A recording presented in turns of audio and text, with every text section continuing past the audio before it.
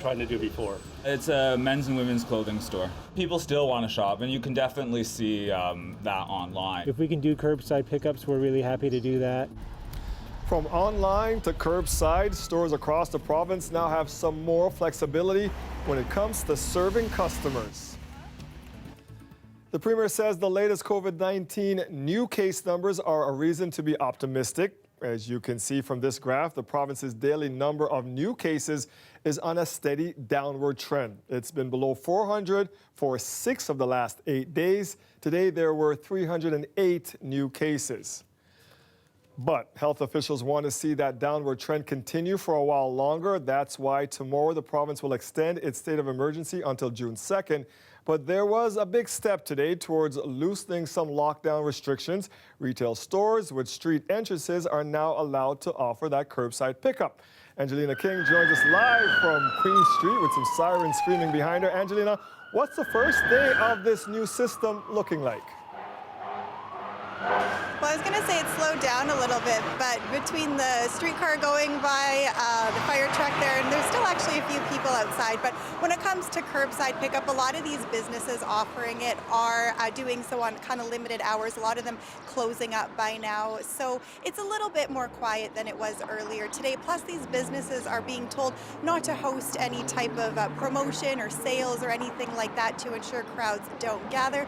Plus, the chilly weather didn't help very much today either, and it was still just the first day. But I did speak with a few business owners today who said that people still want to shop, and they're actually quite surprised at how well their online sales are doing. So offering curbside pickup for some of them is just another way of hopefully keeping business afloat.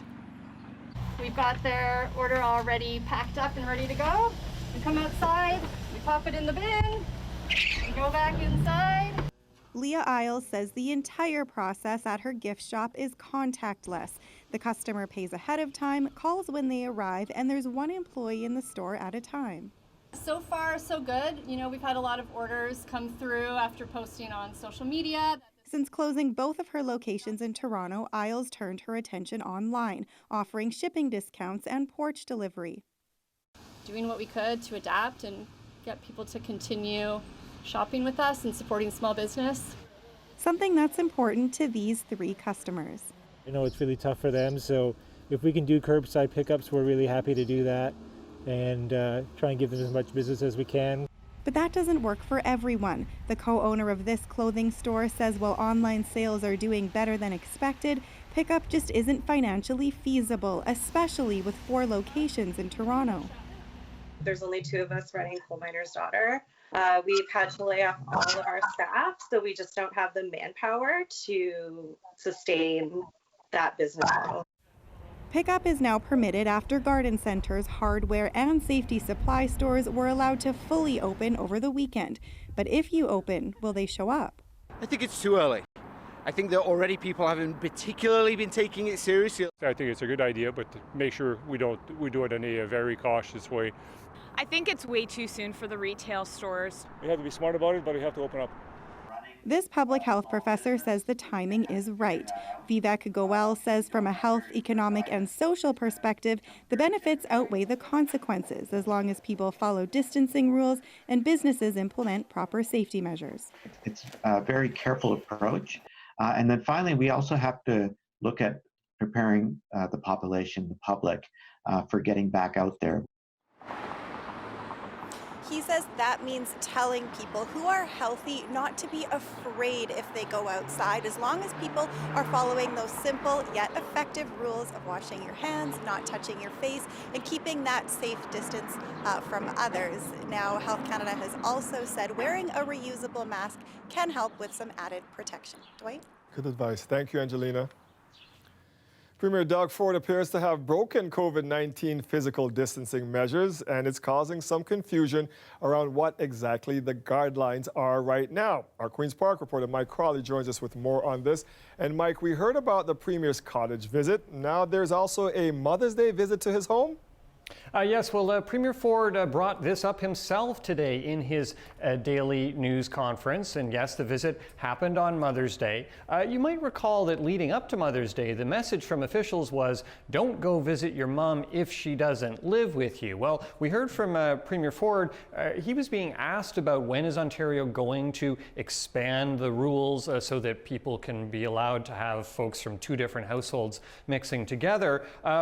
Premier Ford mentioned that his 4 daughters gathered with him and his wife on the weekend. 2 of these daughters do not live in Ford's household. Take a listen. I'll give you an example at our home. We have the girls, and the girls came over. There was 6 of us, a direct family. None of the husband, boyfriends, no one came, just themselves. And I think if we can keep it to as small as possible gatherings, that would be very helpful. Now, Premier Ford went on to say to keep gatherings to, in his words, immediate family. But that's not actually what Ontario's emergency legislation says. Take a look at this. It actually says no person should attend a social gathering of more than 5 people. It says this rule applies even if the gathering is held at a private dwelling. It says the rule does not apply to a gathering of members of a single household. Dwight? Interesting. Okay, what kind of reaction are you hearing out there about this, Mike? You know, some people are accusing Premier Ford of not following the rules that he's imposed on everybody else in the province. There's other people who are saying it's simply confusing, that up until now the message had been to stay within your household, and the Premier seems to have shifted that without a formal announcement to it's okay to be with immediate family, whatever that means. The NDP leader was asked for her reaction. Here's what Andrea Horvath had to say. We're still in this state of emergency, and the experts, health experts, are still advising that we stay 2 meters distance and maintain only contact with your immediate household. Then that's what people should be doing. And the Premier made his own choices on the weekend. Now, the Premier's visit prompted some questions to the province's Chief Medical Officer of Health to try to get some clarification on what rules all of us should be following. He said that we should keep within our family unit. He said you stay 6 feet away from anybody who is not from your own household, and that we should not have social gatherings just yet. Dwight? Thank you, Mike. Now, COVID-19 is dramatically changing the financial picture for governments across Canada and around the world. Our province's Financial Accountability Office reporting today that Ontario's deficit now is projected to be a staggering $41 billion. Lisa Shing has more. It's a really big number. It's a really, really big number. Ontario's financial watchdog says the province's deficit will quadruple to $41 billion this fiscal year. This has never happened before, to my knowledge and to my reading. This is by far and away the largest deficit we've ever generated in Ontario. The ballooning deficit is caused by the COVID-19 pandemic, which resulted in a sharp decline in government revenue and an increase in spending to fight the outbreak. It means the original goal of balancing the budget by 2023-24 is off the table. We might not find out the revised goal until the fall.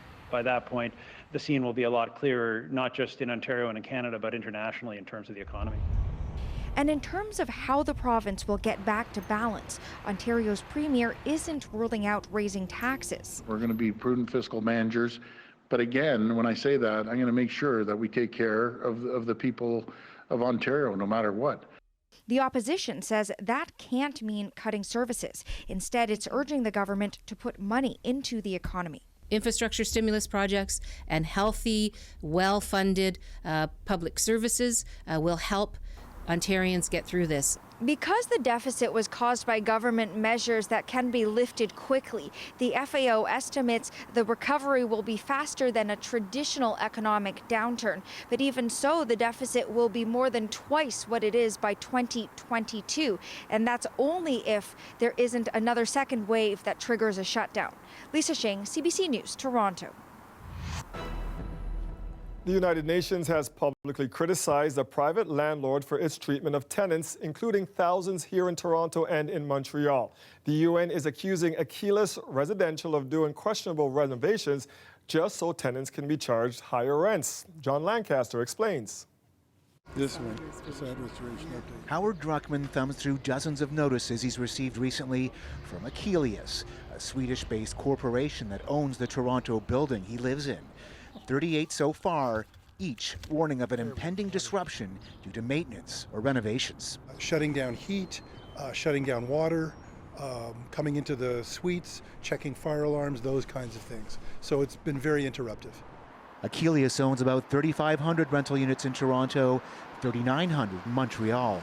The UN report hasn't been made public, but Leilani Farha says she has concerns with the way Achilles operates. Tenants told me that renovations would get so unruly that tenants felt that they were being sort of forced out. And once a unit is empty, much easier to raise that rent right up there.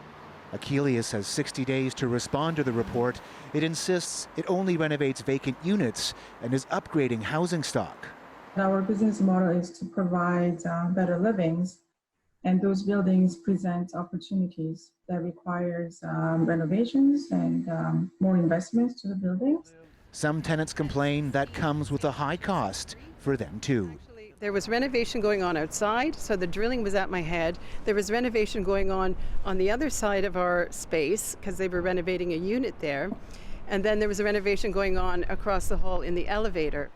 The UN says Achilles isn't breaking any laws, but wants the federal government to ensure Canadians have access to adequate housing in a tight rental market. The government says it's reviewing the report and will work with provinces on the issue. John Lancaster, CBC News, Toronto. The city is reporting its first COVID-19 death of a person who had used the shelter system. Sadly, on May 8th, a man in his 50s who was a resident at Dixon Hall Schoolhouse died in hospital. Dr. Davila said there had been an outbreak at the shelter before the man died, but it had been declared over on May 5th. City officials believe there are 9 people experiencing homelessness in hospital with COVID-19. Look at this. Mother Nature still can't make up her mind. Another May snowfall coming down this morning, giving us more reason to stay at home. Will the winter-like weather stop anytime soon? Yes, we're asking you, Colette. Yeah, stop looking away. Yeah, we're talking to you. No. Yes. The answer is yes, Dwight. But we've got a couple of days until we get there. I'm sorry to tell you. You know what, though? There are going to be some bright spots in here. Now, tonight we do have this frost advisory that is in place. So that's one problem because we are going to see cool temperatures dropping below freezing again tonight.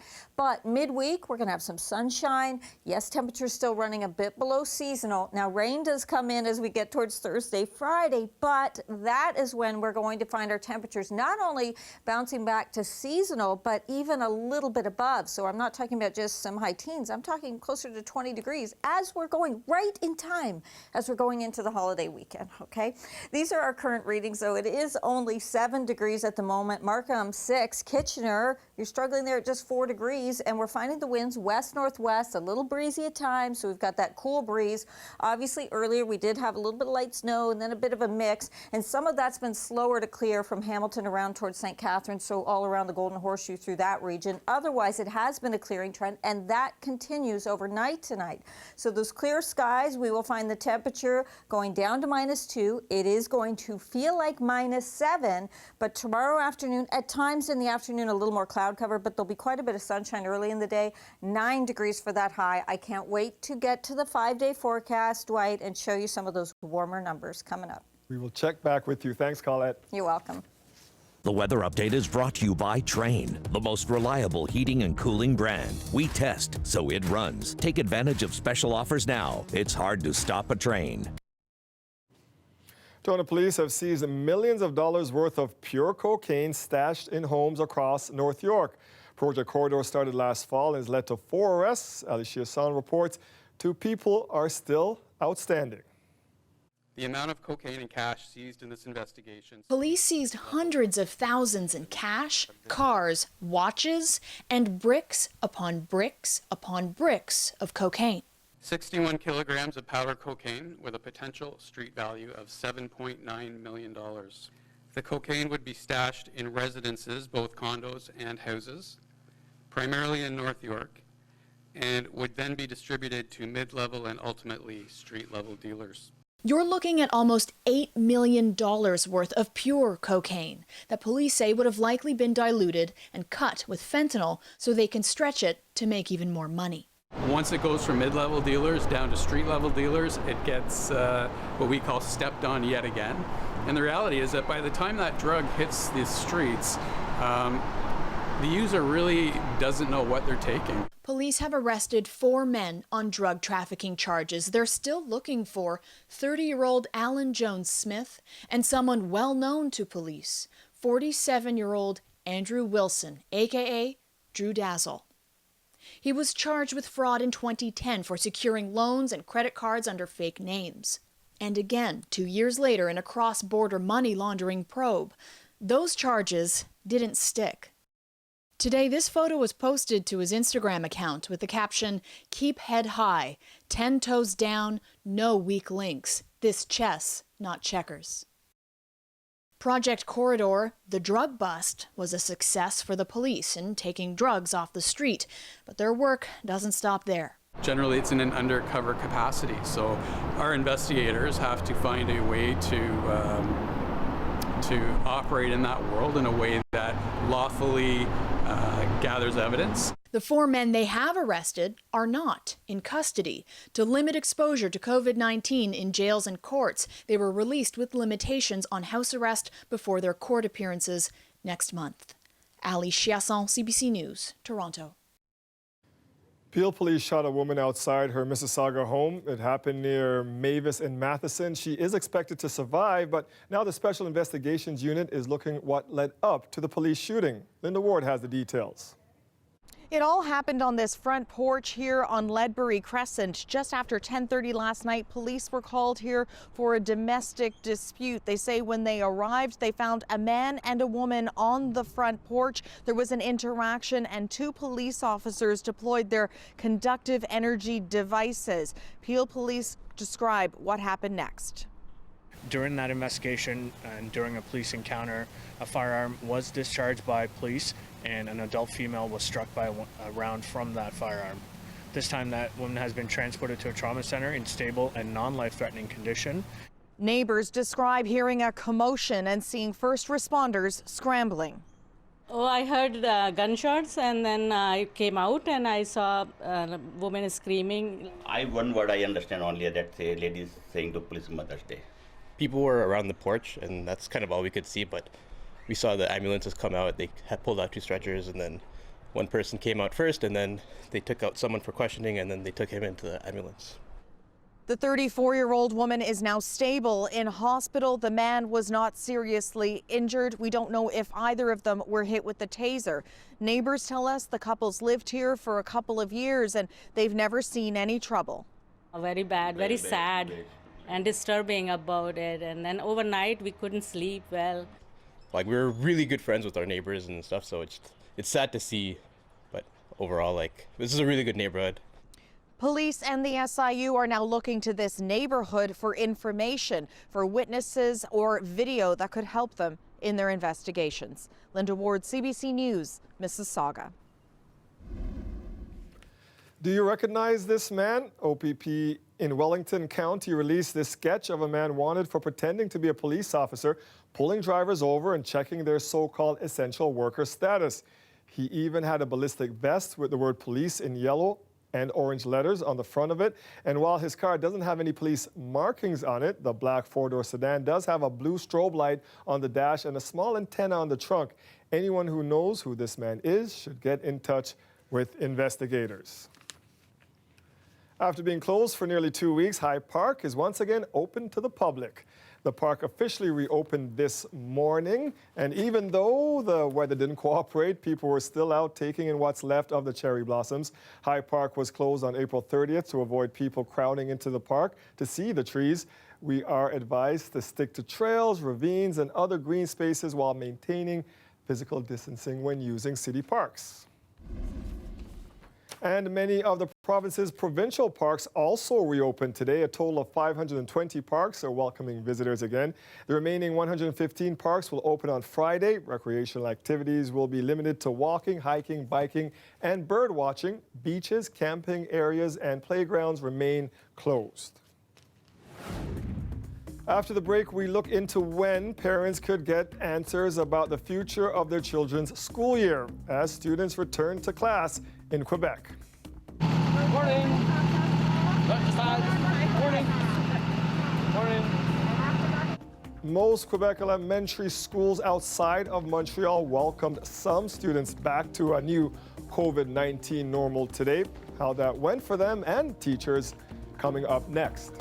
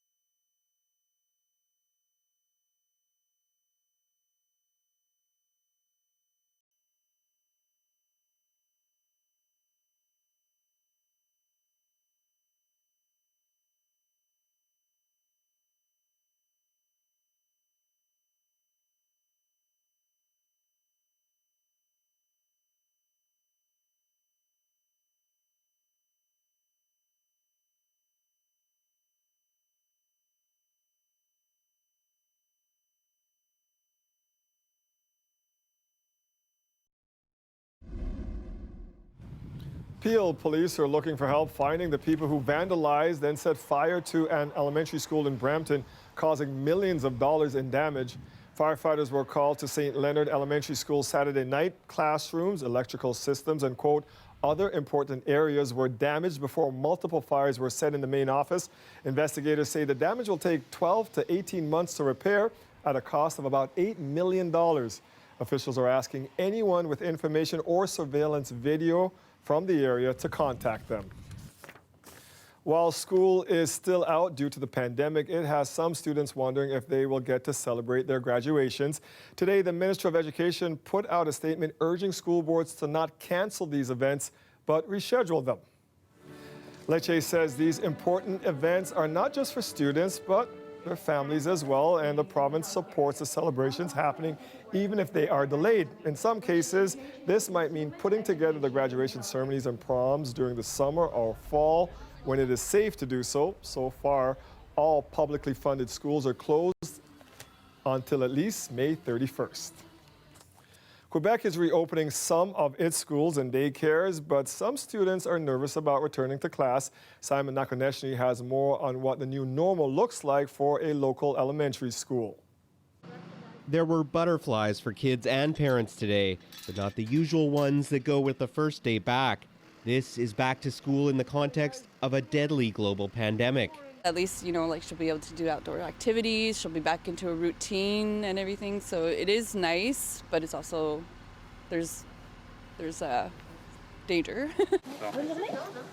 As parents made their drop-offs and school buses pulled up, mostly empty, there were no friends gathering in groups to chat, no hugs from teachers.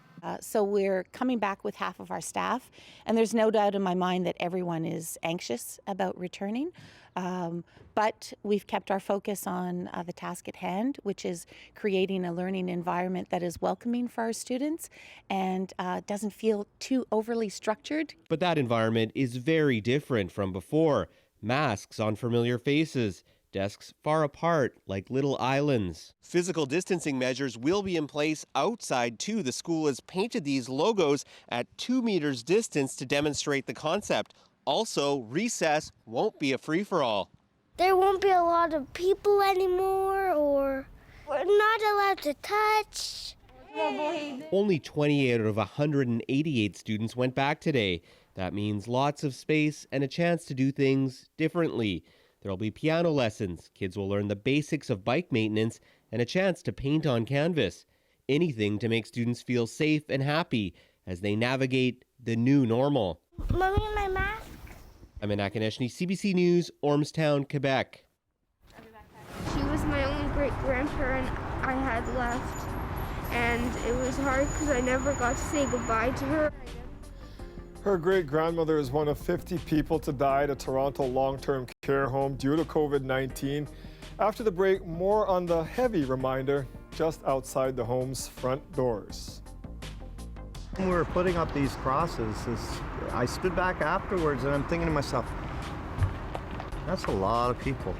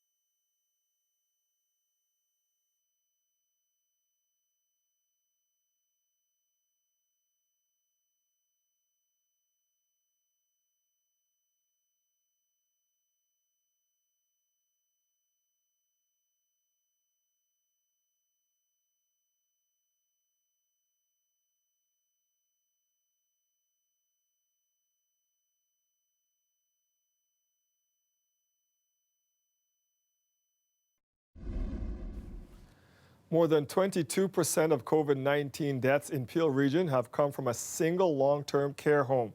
50 residents have now died at Camilla Care Community in Mississauga. As Kelda Ewan reports, families of those victims hope a memorial will serve as a reminder of the virus's toll within long-term care homes. It's almost like it's not real. Alan Guy and his granddaughter Riley are in mourning. Alan's mother Mary died a week ago from COVID-19. A cross in her memory is among 50 that stand outside the home. It was hard because I never got to say goodbye to her. For 6 weeks, I never got to see her. And I still never got to see her when she passed away. So this is as much closure as I'm going to get. He says it really hit him when the crosses were put up. I stood back afterwards and I'm thinking to myself, that's a lot of people. Innes Ingram is part of the Facebook group Families of Camilla Care that set up the memorial. It's kind of united the families. His mom, Catherine, lives on the 3rd floor. Your hair looks lovely. She has tested negative, but he's worried more than 160 residents have contracted the virus. We as the general public get kind of desensitized to seeing numbers and statistics. This gave a visual representation to people that hopefully draws awareness to the seriousness of COVID. Peel Region's interim medical officer of health says steps were taken early in the outbreak. It was one of the first homes that we did broad testing in, contact tracing, isolations. The reality is that COVID-19 is a tenacious disease. Sienna Senior Living, the facility's parent company, says the home has enough staff and PPE and is actively retesting residents. It also says it's keeping families informed. But while he has praise for all the frontline workers, Alan says communication has been a big issue. We didn't even know she was in the hospital. We had no calls whatsoever. Sometimes I feel like it's so secretive. For Innes, the outbreak exposes larger systemic problems. SARS was 15 years ago, so the potential for something like this happening is public knowledge, but yet it's still reaching these epic proportions. Kelda Yoon, CBC News, Mississauga. The federal government is now offering financial assistance to big companies. It is intended to get them through this health crisis, but as Julie Van Duzen tells us, the loans will come with conditions. Another day and the Prime Minister is explaining another acronym. This one is LEAF. It stands for Large Employer Emergency Financing Facility. Our purpose is to keep large Canadian companies on their feet and protect the millions of jobs they provide. Large companies, including airlines, are flying near empty planes. With few people traveling, tourism is crippled. Large retailers employ more than 2 million Canadians, but for the most part, they're closed because of the pandemic. The energy sector is being hit hard by plummeting oil prices and a lack of demand. Today's announcement provides repayable loans accessible to large companies whose revenues are more than $300 million. Goldie Hyder says there aren't many details, but it appears to be a welcome lifeline for distressed businesses. It's not bailouts. It's not a handout. This is a commercial basis loan. It's a bridge financing. It's a lender of last resort. Companies who want to tap into LEAF can access loans of up to $60 million and guarantees of up to $80 million. Businesses will have to protect workers and their pensions. They have to be solvent, and they can't use the money to give bonuses to their executives. The oil patch will have an added demand that it produce a plan to reduce emissions. I guess my question for Mr. Morneau is this the package that he's promised the oil and gas sector? Because if this is it, this is certainly not what was promised nor what was expected. It's not clear how many companies will apply for LEAF or just how much money the government has set aside to finance this loan program. But Justin Trudeau says his government will be flexible depending on how long the pandemic lasts. Julie Van Duzen, CBC News, Ottawa. With fewer people taking the bus or subway because of stay-at-home orders, the TTC has taken a huge financial hit. And just like other transit systems across the country, there have been service cuts. As Natalie Collada explains, that could lead to a greater risk of infection for people who still have to take public transit. It's hard when you know you have to get to work, but getting to work is the most stressful part of your day. Sarah Strum is an essential worker whose daily commute on public transit makes her anxious. we're all sitting there and we're able to socially distance, but then more people get on, and then you kind of see everyone like looking at each other being like, okay, what do we do now? Experts say public transit usage across Canada has dropped from nearly 5 million a day before the pandemic to just 1 million a day. That means Montreal's Regional Transportation Authority expects to lose up to $244 million this year. TransLink in Vancouver is losing an estimated $75 million every month. And in Toronto, the TTC is estimated to lose $90 million a month. So the TTC is cutting service by 15%. It's pretty stressful. This is Recha Brown's bus ride to work during off-peak hours and on a weekend. Now imagine weekday rush hour with more people aboard. You're risking, okay, should I be safe or should I be late for work? It's a question the Canadian Urban Transit Association says no commuter should face. How can we open our federal economy while transit across the country is closing? It just doesn't make sense. We're not going to see that V-shaped type of recovery that was promised by many economists. Layoffs and service cuts in Vancouver were averted this week after talks with the province, while Prime Minister Justin Trudeau and Ontario Premier Doug Ford offered no firm promises. We have everything on the table right now. The federal government is always looking to be a partner in helping out in terms of economic relaunch wherever we can. So for now, most transit users wait and worry. Natalie Collada, CBC News, Toronto. The U.S. president is still pushing to reopen the economy even as the coronavirus reaches the White House. Today, with reporters and West Wing officials now all required to wear masks, Donald Trump denied the White House system to stop the spread of the virus has broken down. Everybody coming into the president's office gets tested, and I felt no vulnerability. Why haven't you required everyone at the White House to wear masks before now? Well, if they're a certain distance from me or if they're a certain distance from each other, they do. In the case of me, I'm not close to anybody because there is that. Trump says he's tested daily. He also praised his own administration's efforts to ramp up testing of COVID-19. At least 2 staffers within the White House have tested positive, prompting others, including the nation's 3 top health officials, to self-quarantine. The U.S. leads the world with 1.3 million infections and now more than 80,000 deaths. Doctors in Montreal are among those looking to see if COVID-19 is linked to a mysterious inflammatory disease in children. The coronavirus appears to have largely spared the younger population, but now dozens have fallen seriously ill, and 3 children in New York State have died. Briar Stewart has the details. In a state at the epicenter of the COVID-19 crisis, New York is seeing a disturbing rise in something else. Children with a mysterious inflammatory syndrome that could be triggered by COVID-19. This is every mother's nightmare. This is every parent's nightmare. 3 children have died and dozens of cases are under investigation in New York State alone. The symptoms are similar to those associated with Kawasaki syndrome, a rare illness that affects young children. Because it's affecting the heart and it's inflaming the blood vessels, red is sort of the key symptom. The rash and then the red palms, soles of feet. At this Montreal hospital, doctors have seen between 15 to 20 cases and suspect the patients may have been infected with COVID-19 earlier. A significant red flag. Dr. Stephen Friedman is leading an international study tracking approximately 1,500 children who've been tested for COVID-19 in 14 different countries.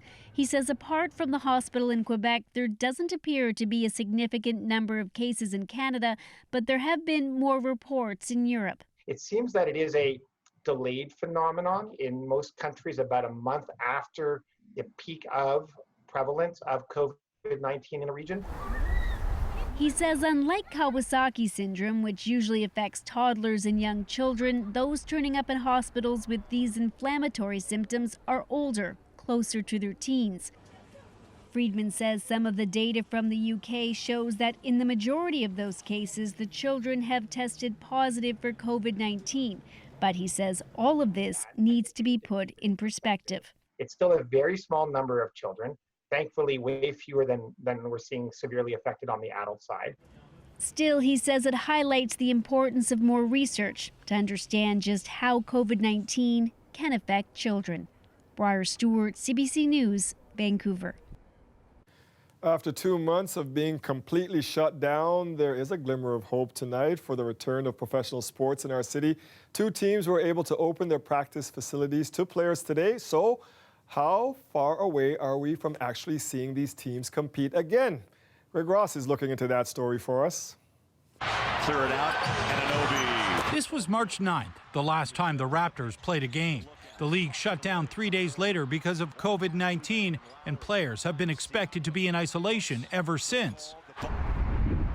The team's training facility looked pretty quiet today, despite the fact players were allowed to return there for the first time. So it's one player in the gymnasium at a time with one coach who will be distanced. The coach will still be wearing gloves and masks and everything. Raptors play-by-play announcer Eric Smith says the team is being very cautious with a limited reopening. But even if they are given the green light to resume full practices, it would be tough because half the team, including a number of key players, have left the country to go back to their homes. Fred VanVleet's back down in Illinois, Lowry's in Philly. But for those who are still here, this is a huge step up from the home workouts they've been limited to. We've seen Serge Ibaka doing the videos running up and down the hallway of his condo.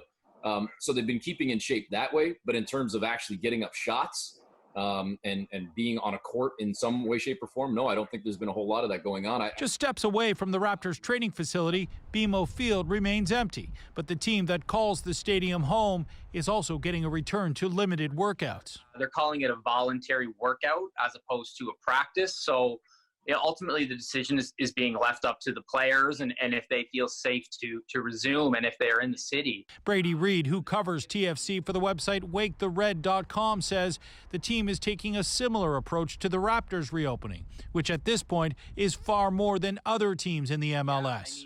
As of right now, of the 3 Canadian MLS clubs, Toronto FC is the only club that has returned to training. So it's certainly a positive, but I think this is step one in a multi-step process. Neither the NBA or MLS have a plan in place to restart their seasons, but something is in the works for Major League Baseball. The league would like to resume training next month and start their season on July 4th. Teams would likely play out of their spring training facilities, which means the Blue Jays would play their home games in Dunedin, Florida. Greg Ross, CBC News, Toronto.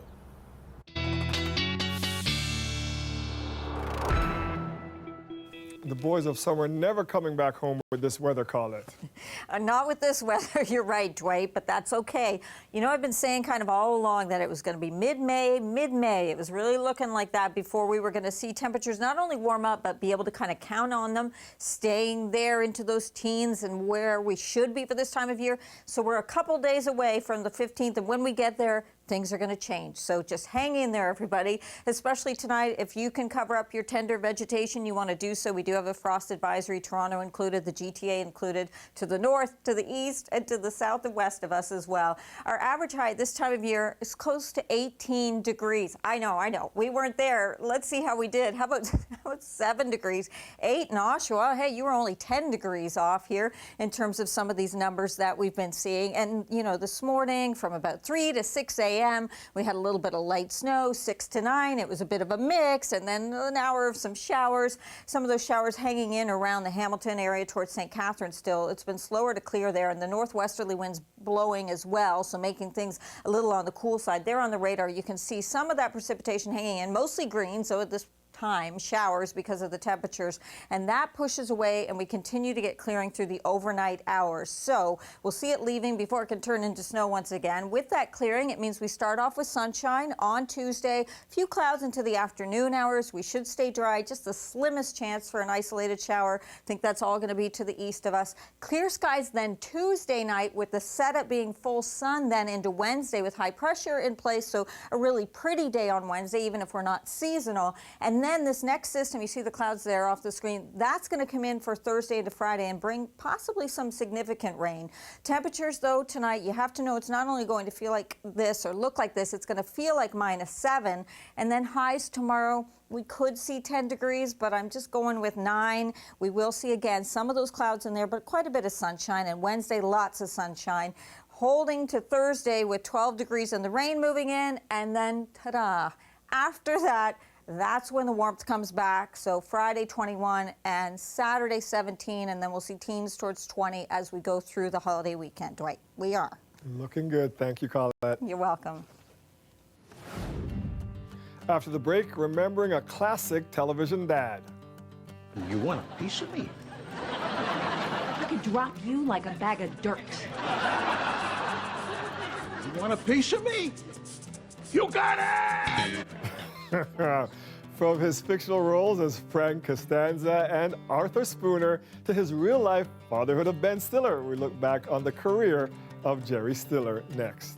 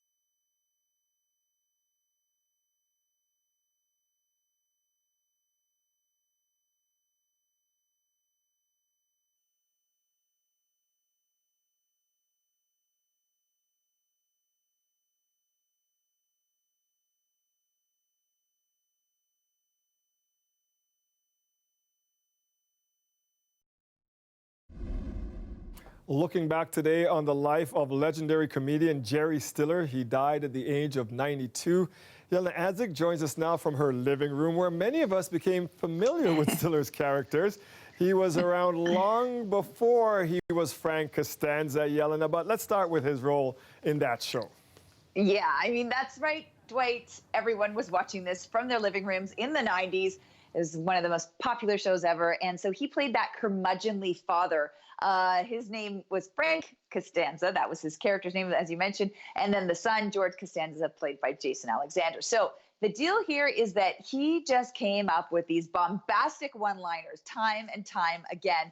And I am going to share with you, as you're seeing right now, some pictures that were posted by co-star Julia Louis-Dreyfus. She had many scenes with him, which she says she could not complete because she was laughing too hard at his ad-libs. And he just threw those in randomly, these outbursts that he was famous for. And what's really, I think, so interesting here, Dwight, is the fact that this particular character that really helped to propel him, even though he was known for a long time, even before that, but this character, he didn't come into it until his late 60s. And that is something that is wild when you consider that so many people, they give up on their dreams, and he just kept going and going.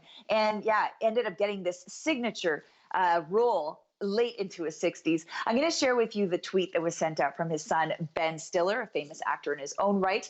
And he just says, "I'm sad to say that my father passed away." He mentions that it was from natural causes. He says he was a great dad and grandfather and the most dedicated husband to Anne for about 62 years. He will be greatly missed. Love you, Dad. And the Anne that he's mentioning there, she was a comedian as well, Anne Mira, and she worked together with him for almost all of the 61 years that they were together. So a lot of people are saying, since she passed away a few years ago, that now that they will be reunited. So everyone is trying to look at it in the brightest way possible because, of course, it was a really full life that he led. Yeah, and a lot of us remember them, or were old enough to remember them as a duo before they became Ben Stiller's parents. Now, that Seinfeld role made him famous for a certain generation, but there are lots of other highlights from his earlier career. Yeah, I mean, he was in the movie Zoolander with his son, Ben Stiller, and then King of Queens. He had a recurring role also as a curmudgeon on that show. I'll give you a little bit of that right now. Hey, Arthur, what's going on? Let's see, you're home on a work day, there's a red Ferrari in the driveway, and there's a pile of cash on the table. I don't know what's going on, but I want in. I want in too. I think that a lot of people will just remember this life really fondly as they look back on those comedic clips, Dwight, and just think of Jerry Stiller's good times that he brought to so many people in their living rooms. Yeah, he brought us a lot of laughs over the years. Thank you for this, Yelena, from your living room. See you soon, Dwight. After the break, today's frontline hero. We'll be right back with that.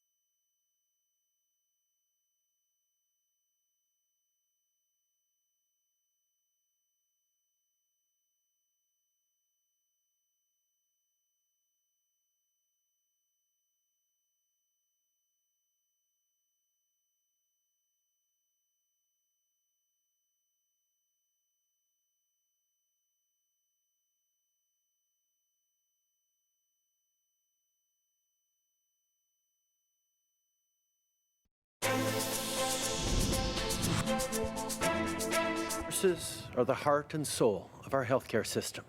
Every day they do incredible work to keep Canadians healthy, and the way they've stepped up to support people during this pandemic speaks to their compassion, resilience, and dedication. You're absolutely amazing. I've said this even before the pandemic. You're the backbone of the healthcare system, and thank you for putting your community and people ahead of yourselves when you walk through those doors every single day. Thank you so much from the bottom of my heart. It's the start of National Nursing Week. For the next 7 days, CBC Toronto will be featuring nurses as part of our Frontline Heroes series. Today, we meet Cheryl West. She is on the left.